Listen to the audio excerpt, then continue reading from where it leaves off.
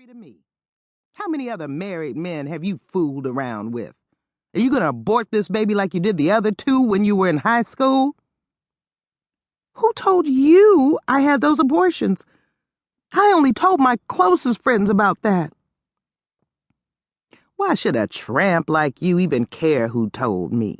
Like I said, I know everything I need to know about you. Whose husband are you gonna fuck next?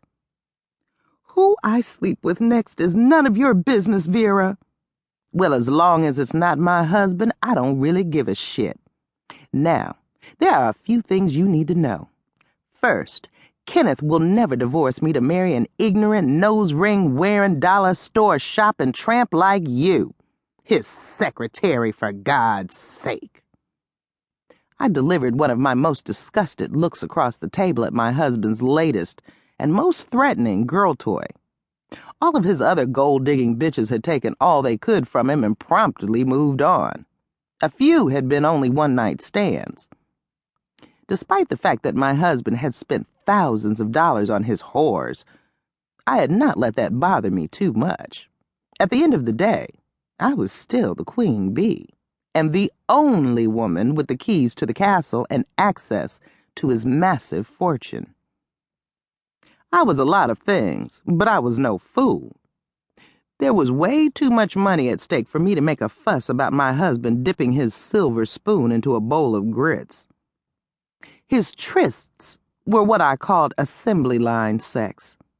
I believed that most men were natural-born dogs. Therefore, when it came to sex, they would hump a fire hydrant. Besides, I hated having sex with Kenneth these days. It had become downright gruesome. Just the thought of him flopping up and down on top of me with his 3 layers of blubber and foul sweat turned my stomach. Apparently, his vile body didn't bother his other women, but then the right amount of money could make just about anything tolerable. I had never confronted Kenneth about his affairs, and I never complained about him leaving me home alone so much, because no matter which one of the fancy hotels he took his women to, he always came home to me. But I was really worried about Lois. For one thing, he'd been with her a lot longer than any of the others. At 19, she was the youngest and the prettiest, and the nail in the coffin was the fact that she was carrying his baby. For the first time, I was worried that I would lose the best meal ticket I ever had. I was not about to let it go without a fight. And when it came to doing battle, I didn't fight by the rules. I did whatever I had to do to win. You can call me what you want, but the thing is, I'm having Kenneth's baby. I'm sure he'll leave you and marry me when I tell him he's finally going to be a daddy.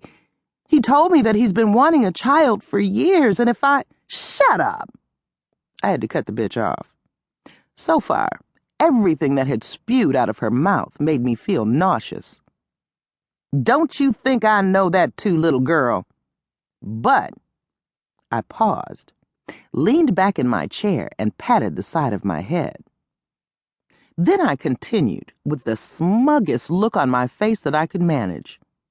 At least the child I'm carrying will have his name. Lois couldn't have looked more dazed if I had thrown a glass of blood in her face. What?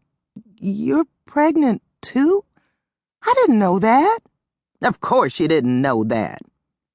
But you know it now. I'm 2 months along. You and I will probably give birth around the same time. The way Lois's face looked now, I thought it was going to melt. I enjoyed watching her reaction during the few moments of silence that followed. She looked like she wanted to cry. You're 2 months along? Kenneth told me he hasn't touched you in 6 months, she mumbled. I froze and glared at Lois in outraged disbelief. The huge knot forming in my stomach felt like a cannonball. Kenneth and I had just made love a few hours ago. I couldn't believe that he would tell this slut such a bald-faced lie. Sister, that brother lied to you. Married men who cheat on their wives do a lot of that, you know.